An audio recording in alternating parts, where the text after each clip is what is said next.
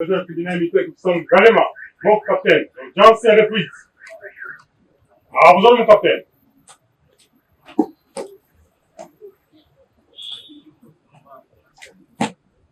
Ah, moi, tiens. Repos.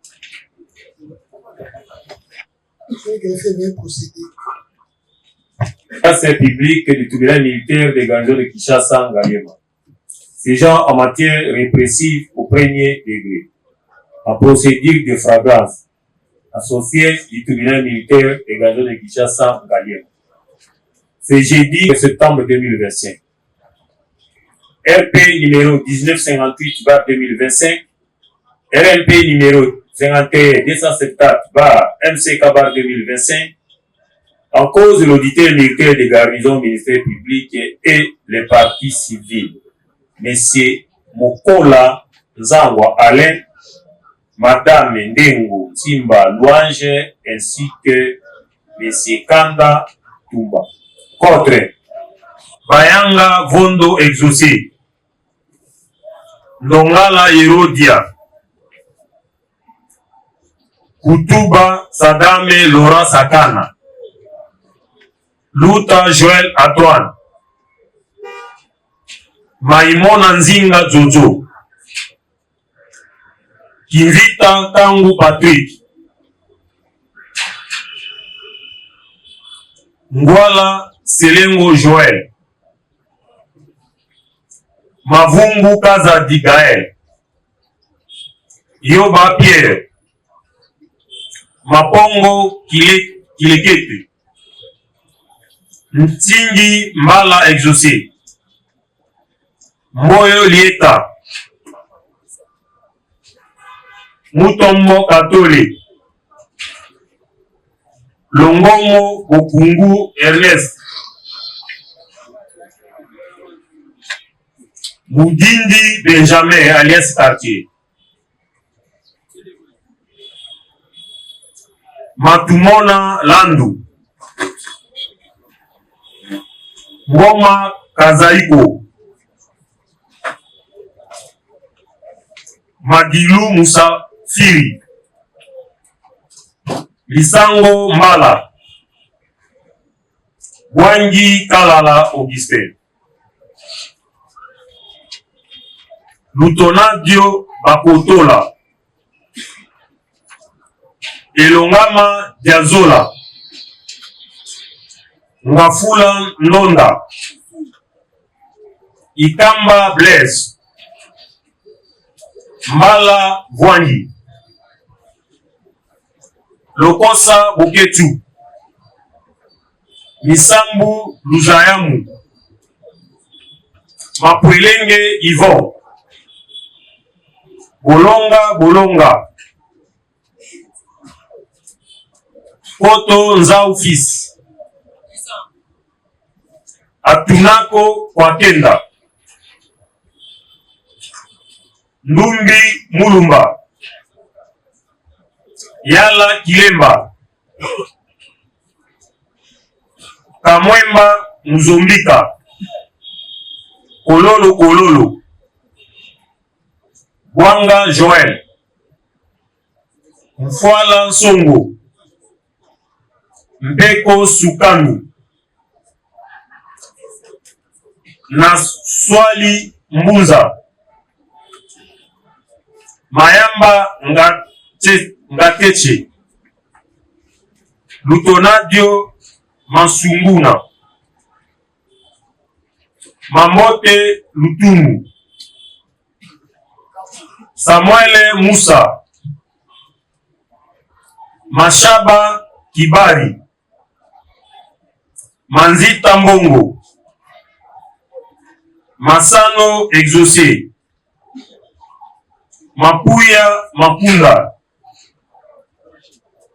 Kaba Mundala, Alunga Afrique,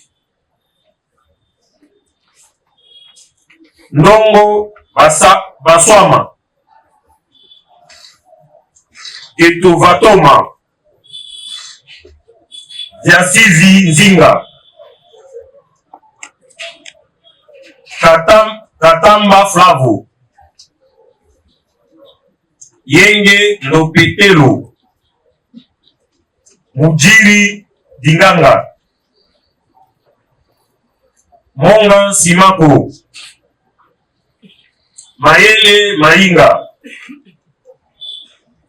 Inyuna Bipoli, Konga Basele, Lokondo Boteko, Kinga Lwende, Bemanu Ekofo,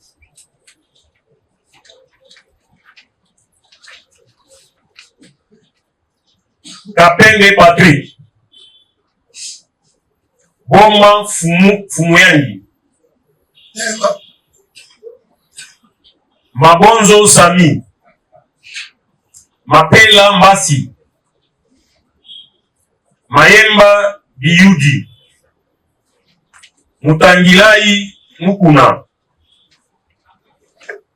Kimbangu Sindani, Mukubi Fokolo, Manda Nomale, Ongombolo Wili, Mukuna Ngindu, Mfwala François, Mesila Mangala, Lutumba Lubanzadio, Malunga Fumu Jacob, Kifipa Kivine, Mangindula Elvis, Talulu Masenzi, Mpata Mbemba, Ndongala Lutunadio Meshak, Mvunzi Inosa, Falanga Dia Tansi, Mpata Ngoma, Ngumba Kinzonzi, Nzenza Davidi, Mopala Monda Josmi, Lubeni Tusangabo, Bolemba Pikole, Kasusula Charles, Kinuka Menayame, Chisha wa Chisha, Mahindu Kisoloka, Muteba Lulinda, Yasaba Sekimono, Kangu Kizandra, Masapu Kasi Barnabe, Bushiri Amis Meshak et Mwanza Zola Jérémy. M. Mokola Alain et Mme Ndengo Mouange comparaissent et assistés par leur conseil, Maître Chaïda Kodi, avocat de barreau du Congo central, conjointement avec Maître Bela Boukete, avocat de même barreau, et conjointement avec Maître Soussampet, avocat au barreau du Kinshasa. Peut-être que seul M. Mokola comparé assisté et notre idée représenté. M. Toumba Kanda, souhaitait qu'il comparait. On supposait que la défense est présente. Procède sur les mises contradictoires avec des fois.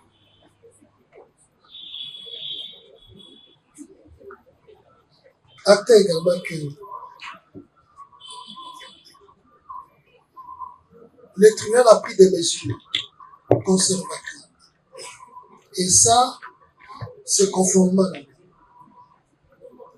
S'appuyant sur le prescrit de l'article 240 de la loi portée par le Code judiciaire militaire du 18 novembre 2002, il est dit, expressis verbis, le président peut faire expulser de la salle d'audience et reconduire en prison ou gardé par la force publique à la disposition du tribunal jusqu'à la fin des débats. Le prévenu qui, par ses clameurs ou par tout autre moyen propre à causer tumulte, fait obstacle au cours normal de l'audience.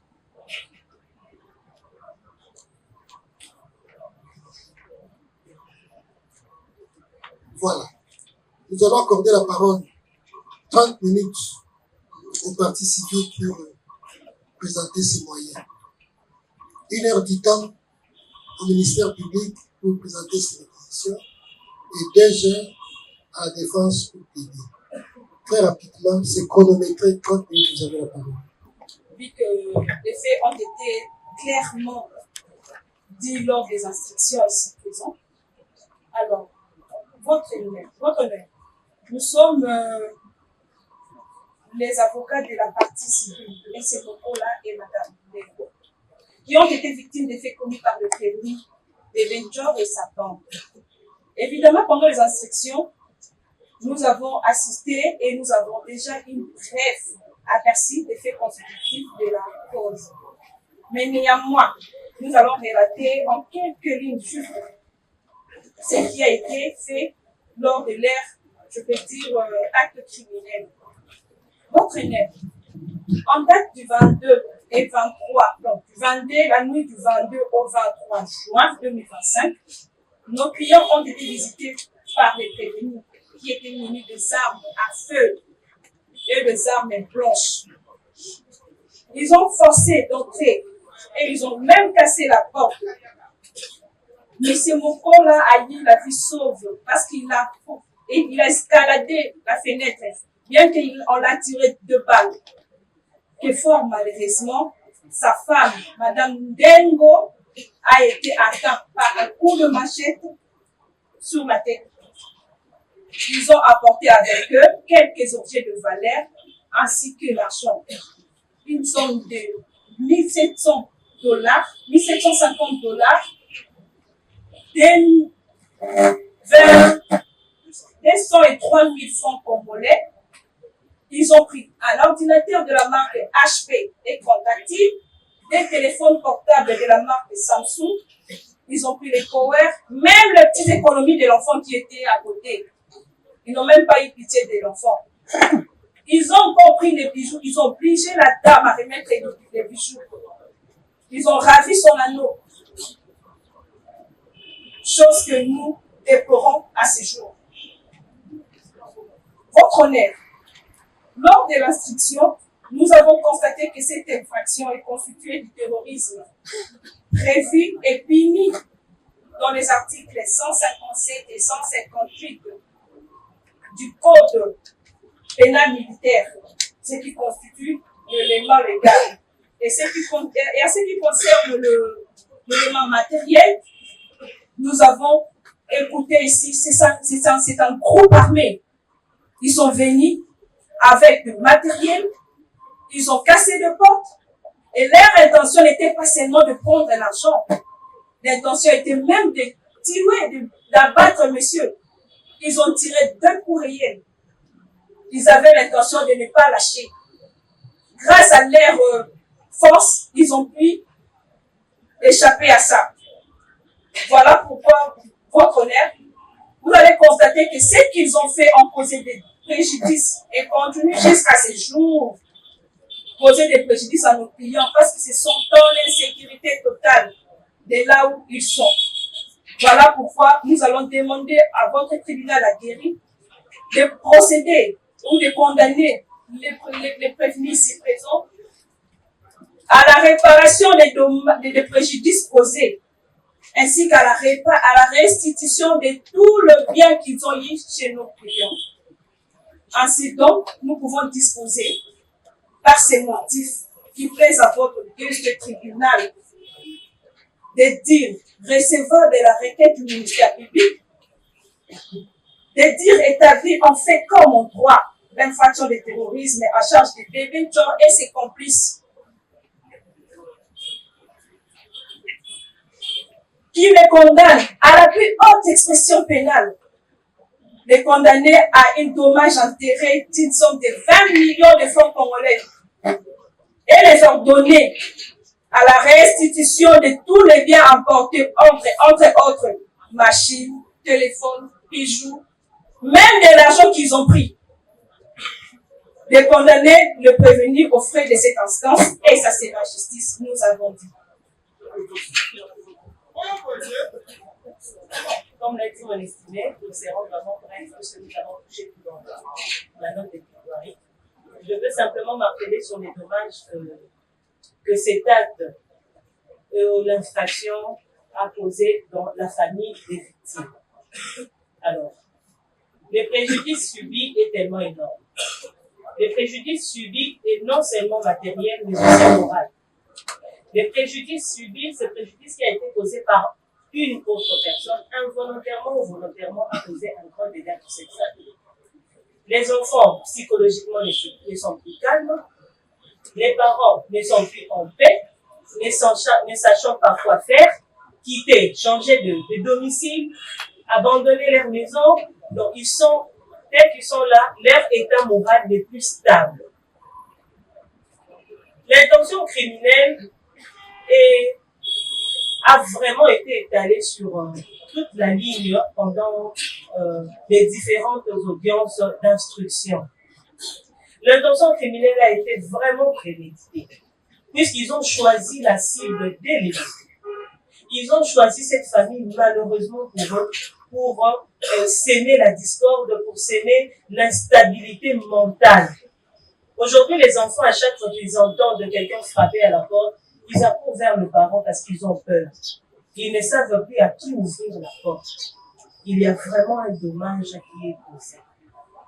Voilà pourquoi ma consoeur a disposé, et je vais réintégrer ou reprendre la disposition de ma consoeur, en disant que le tribunal de Séant dise établi, en fait, comme en droit, l'infraction de terrorisme qui englobe plusieurs faits infractionnels. Il y a eu extorsion, il y a eu vol, il y a eu destruction méchante, il y a eu beaucoup de faits dans cette infraction.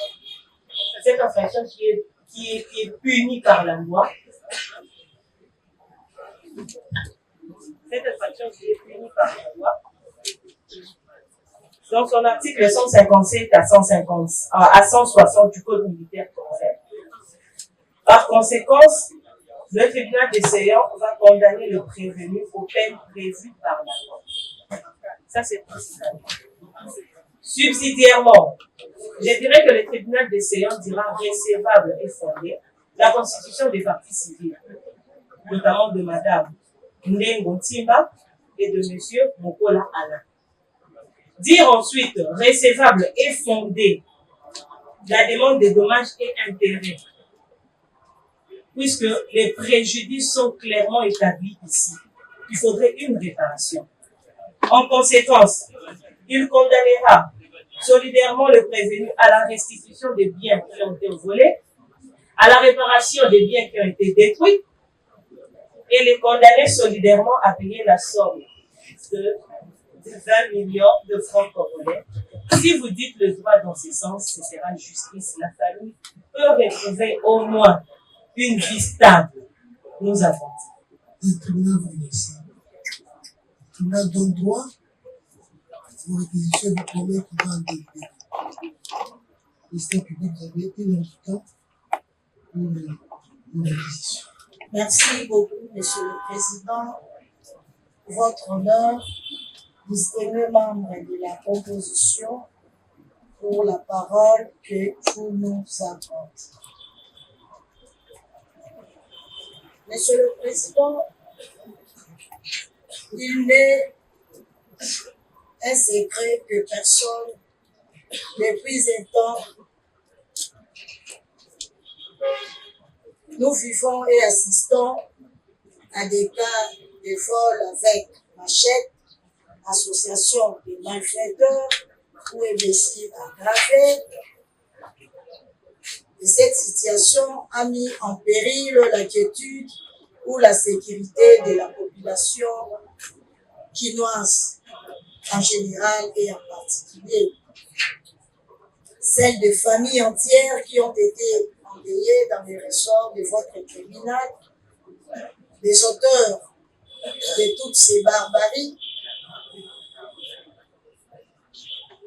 sinon de la montée en flèche de cette criminalité qui vivent au sein de cette population quinoise.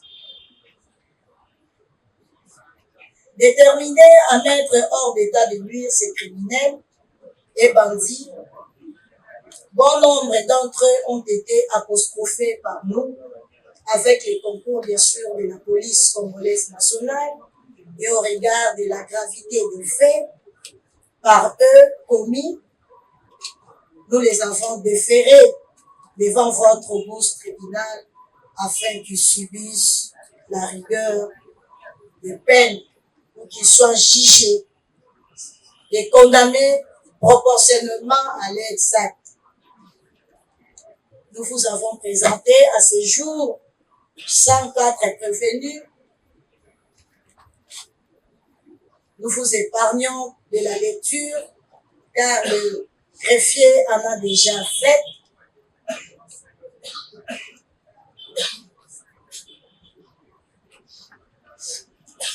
Notre réquisitoire, Monsieur le Président,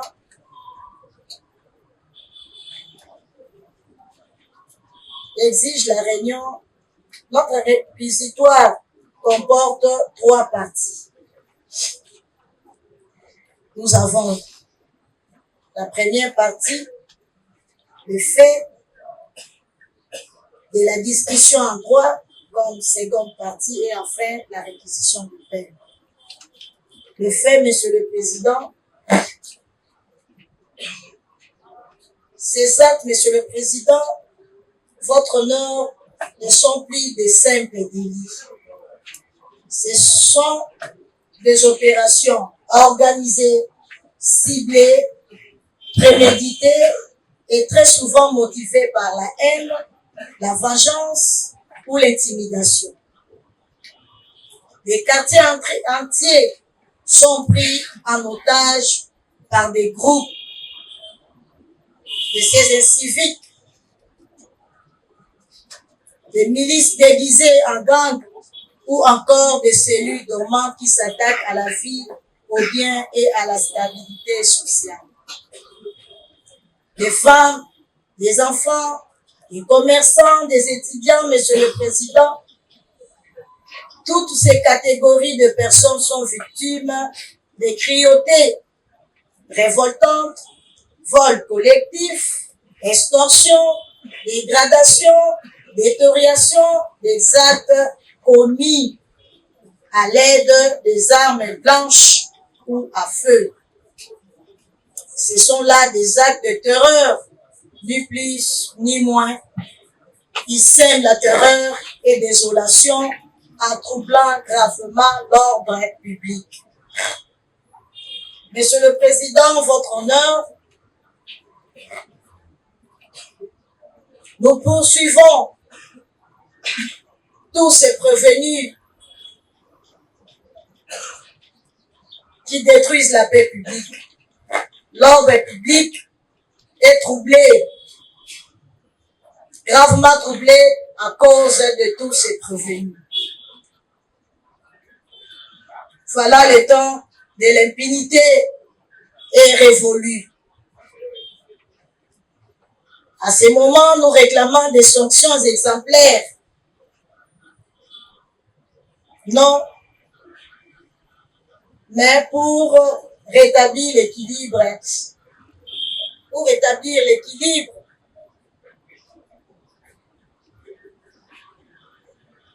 et pour rappeler à tous ceux prévenus que nul n'est au-dessus de la loi, comme vous venez de le dire tout de suite. Que personne, sa taille dépasse celle du drapeau. Voilà, Monsieur le Président, l'ennemi de notre cohésion nationale. C'est pourquoi nos ministères publics, au nom de la République, au nom du peuple congolais, nous vous demandons de les condamner avec la plus grande rigueur, car ils défient l'ordre public en piétinant les lois de la République et en menaçant la sécurité de nos villes et la tranquillité de nos concitoyens. Voilà à l'univers, Monsieur le Président, ce que nous avons pu résumer comme fait. Deuxième point de la discussion en droit.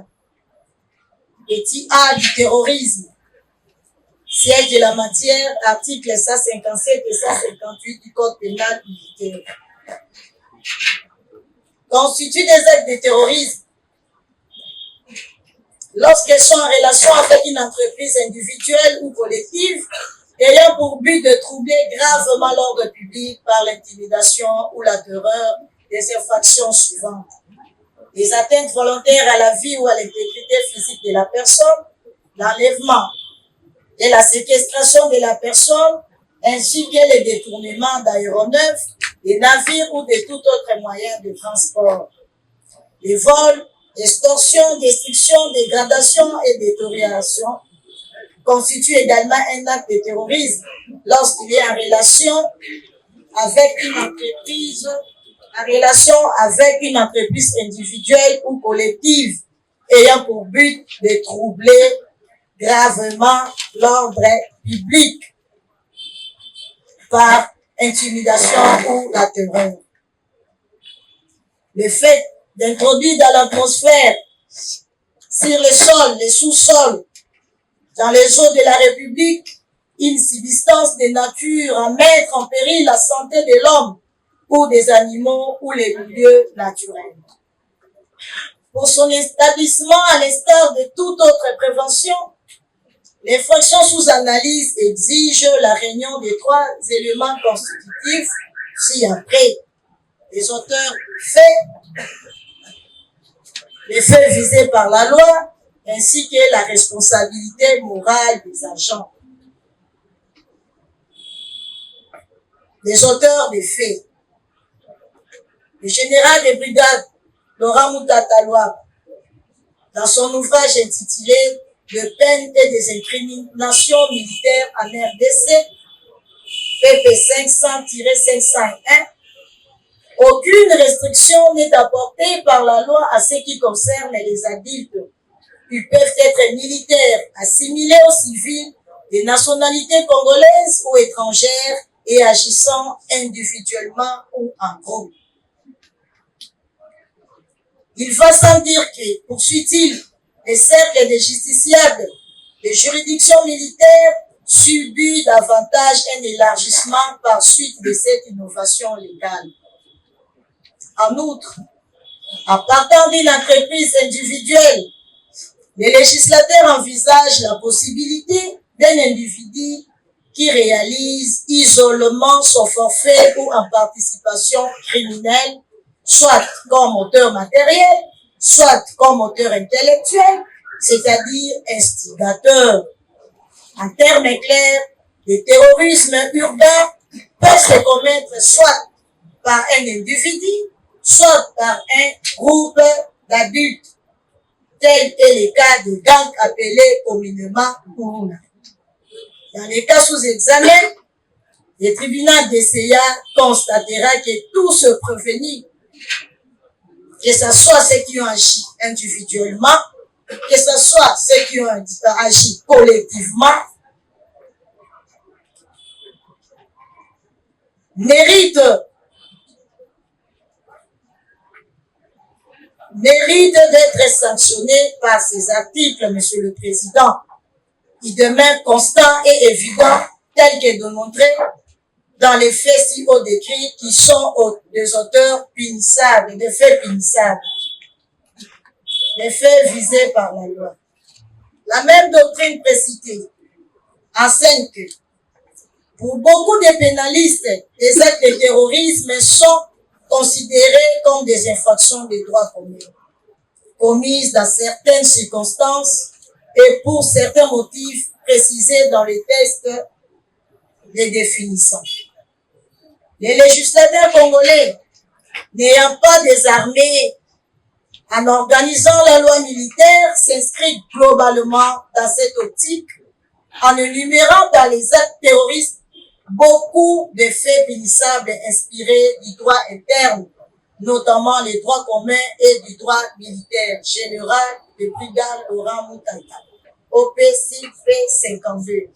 Au nombre d'actes de terrorisme urbain, les législateurs, en ce qui concerne les droits communs, toutes les atteintes volontaires à la vie, à l'intégrité physique de la personne, de vol, extorsion, destruction, dégradation et détérioration. À l'espèce, il a été démontré si haut, quand il s'agissait de l'instruction personne par personne, Monsieur le Président, que tous ceux prévenus ont commis des actes visés par la loi à ce qui concerne le terrorisme urbain. Il s'agit notamment d'extorsion, vol, tentative de vol, coups et blessures aggravées, destruction méchante, violation des domiciles, commis au moyen d'armes, en général et spécialement par des machettes et même l'arme à feu, car nous avons présenté des huiles concernant les dossiers des bébés Tchor, Monsieur le Président, nous avons apporté comme preuve de l'huile. C'est la responsabilité morale des agents. En matière de terrorisme, dit le célèbre doctrinaire précité, la responsabilité morale se dégage du but abominable, clairement défini et librement poursuivi par les agents, ainsi que de la résolution criminelle, généralement préméditée, dans la mesure où ces actes sont sous-tendus par des sentiments d'intense aversion et de vengeance. Laura Moutade. En droit congolais, le législateur définit autrement ce but. Au terme de l'article 157 du Code pénal militaire, les actes terroristes doivent avoir pour but de troubler gravement l'ordre public par l'intimidation ou la terreur. Au demeurant, il nous révèle que l'ordre public est gravement troublé par l'intimidation ou la terreur chaque fois qu'il est commis des actes téméraires ou spectaculaires d'une ampleur telle qu'il crée un effet psychologique terrifiant, troublant et traumatisant dans l'esprit des témoins proches ou lointains, littéralement envahis par la peur, la désolation, l'horreur et le moi. Vous avez bien suivi la partie civile lors de sa plaidoirie, Monsieur le Président. Cette partie civile qui est la partie jointe vient de dire que même ici, il y a des visiteurs qui frappaient à la porte de leurs clients, les enfants ont peur. Ont peur, Monsieur le Président, parce qu'ils ont été visités par ces hommes, ces prévenus, qui sont toujours armés avec des armes blanches. Dans les cas d'espèce, ainsi qu'il est notoirement connu que les actes de terrorisme urbain si haut cités, non seulement qu'ils ont attristé, endeuillé plusieurs victimes dont les uns ayant bravé la peur ou les représailles ont comparu devant vous.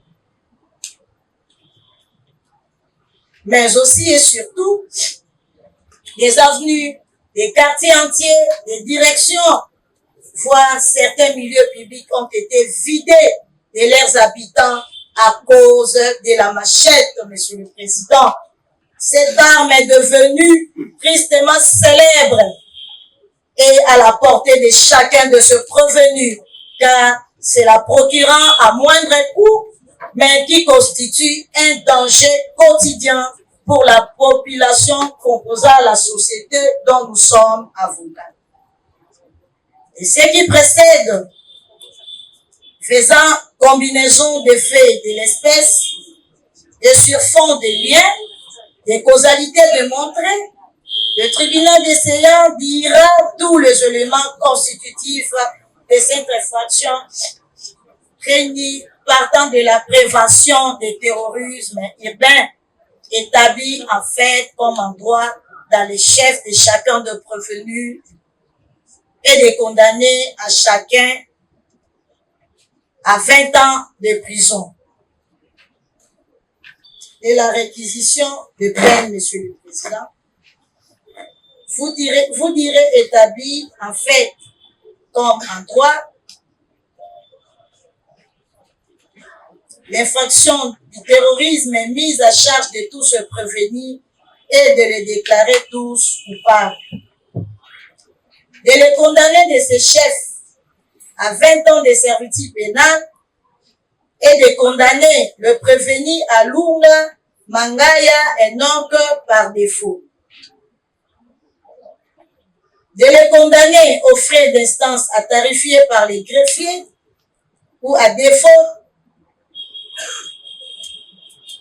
de le condamner à 6 mois de contrainte par corps.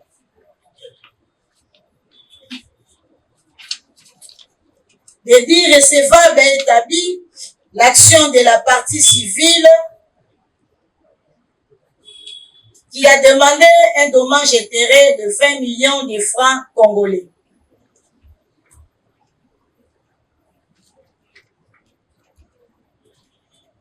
Et sollicitons leur arrestation immédiate. Fait à Kinshasa, septembre 2025, sous-lieutenant magistrat Mabel Adiaké Rosette, premier substitut de l'auditeur militaire garnison Kali. Merci. Monsieur le tribunal vous remercie. Donc, droit à vos réquisitions et vous pourrez dans le déroulé. La défense, vous avez la parole. Honorable membre de la composition, pour la parole que vous nous accordez, nous serons très professionnels dans notre plaidoirie. Et comme il y a tout un collectif, j'estimais qu'offrir une attention toute soutenue, le début de cette poussée. Le ministère public accuse le prévenu de terrorisme. Et tout au long de ce procès, lors de la défense, nous avons déploré sans cesse un élément capital qui doit caractériser ces procès. Parce que nous sommes en matière pénale. La preuve. Et cette preuve est assise sur les éléments matériels. Pour les uns, votre auguste tribunal constatera que le ministère public n'a pas apporté à suffisance de preuves les faits reprochés aux prévenus. Pour les autres, il y a des lacunes. De lacunes à telle enseigne que la défense se retrouvait dans l'incapacité de défendre certains de ses prévenus. Votre honneur, je vais m'atteler plus particulièrement sur le cas du prévenu Elongama Diazola. Lors de l'instruction de la cause, le ministère public accuse le prévenu Elongama d'avoir été l'auteur, d'avoir commis des actes de vandalisme dans certains quartiers de la capitale, notamment Mayo, Matadi-Kibala, Makala 1, Makala 2, Séléma où j'en passe. Et que ce serait un certain chef de quartier, non autrement identifié, ou un chef coutumier, c'est vrai que nous avons entendu, qui aurait dénoncé le prévenu auprès de je ne sais qui. Nous avons compulsé les procès-verbaux. Nous nous sommes interrogés. Qu'est-ce qu'on reproche au prévenu Elongama Diazola? Qu'est-ce qu'il a concrètement fait? En quoi consistent ces actes de vandalisme? Ils ont été commis où? À partir de quel moment? Qui sont les victimes qui se sont plaintes à ce sujet? Il y a un silence. Monsieur le Président, le ministère public a reçu les procès-verbaux dressés par les OPJ. Mais l'OPJ même, verbalisant, enquêteur, n'a pas été professionnel. quels sont les devoirs qui lui sont incombés, les devoirs qui lui sont imposés par la loi, pour pouvoir inculper ou charger telle ou telle personne des infractions que le poursuit, dans le cas d'espèce terroriste. L'article 1er du Code de procédure pénale congolais stipule que sous les ordres et l'autorité du ministère public, les officiers des polices judiciaires exercent, dans les limites de leurs compétences, les pouvoirs et attributions déterminés par les articles ci-après. L'article 2 précise que les officiers des polices judiciaires constatent les infractions qu'ils ont mission de rechercher. À charge de prévenu et l'ONGAM, quelle infraction l'officier de police judiciaire et le ministère public, de surcroît, a constaté? Sinon, il dit que non, voilà, il a commis des actes de vandalisme. Mais en quoi consistent ces actes? Il les a commis précisément où? Donc, il n'y a aucune infraction constatée à l'égard du prévenu et l'ONGAM. Et la loi dispose que les OPJ reçoivent les dénonciations, plaintes et rapports relatifs à ces infractions. Ils consignent dans leur procès-verbaux la nature et les circonstances de ces infractions, le temps et le lieu où elles ont été commises, les preuves ou indices à la charge de ceux qui en sont les auteurs présumés, ainsi que les dépositions des personnes qui auraient été présents ou auraient des renseignements à fournir. Ils interrogent les auteurs présumés des infractions et recueillent leurs explications. Les procès-verbaux se terminent par le serment écrit « Je jure que le présent procès-verbal est sincère ». Ils sont transmis directement à l'autorité compétente, en l'espèce au ministère public. Mais lorsque le ministère public a reçu ce PV qui lui a été transmis, qu'est-ce qu'il a constaté comme infraction à charge du prévenu l'ONGAM? Et quelle est la nature de cette infraction pour nous permettre, de la défense, de pouvoir le défendre? Il parle des actes de vandalisme. Mais en quoi consistent ces actes de vandalisme?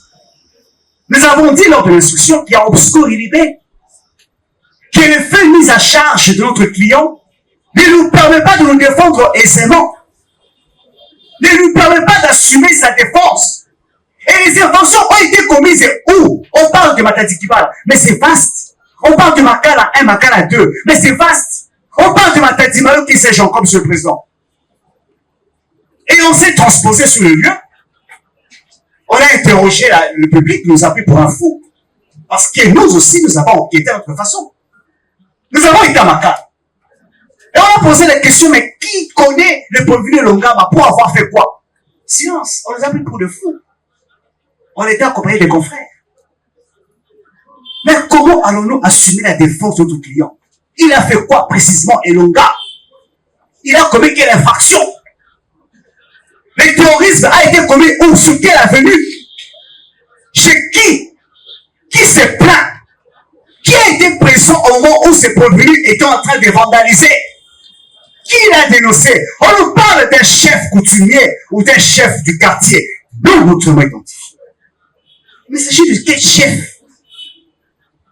C'est quand même une autorité administrative. Il s'appelle comment? Il a dénoncé à qui? Monsieur le Président, ce n'est pas du professionnalisme parce qu'on nous a reproché d'être professionnel. Mais nous aussi, nous constatons que les dossiers du ministère public, tels que vous présentez, est plein de lacunes. Même votre auguste tribunal n'a même pas su poursuivre ce prévenu.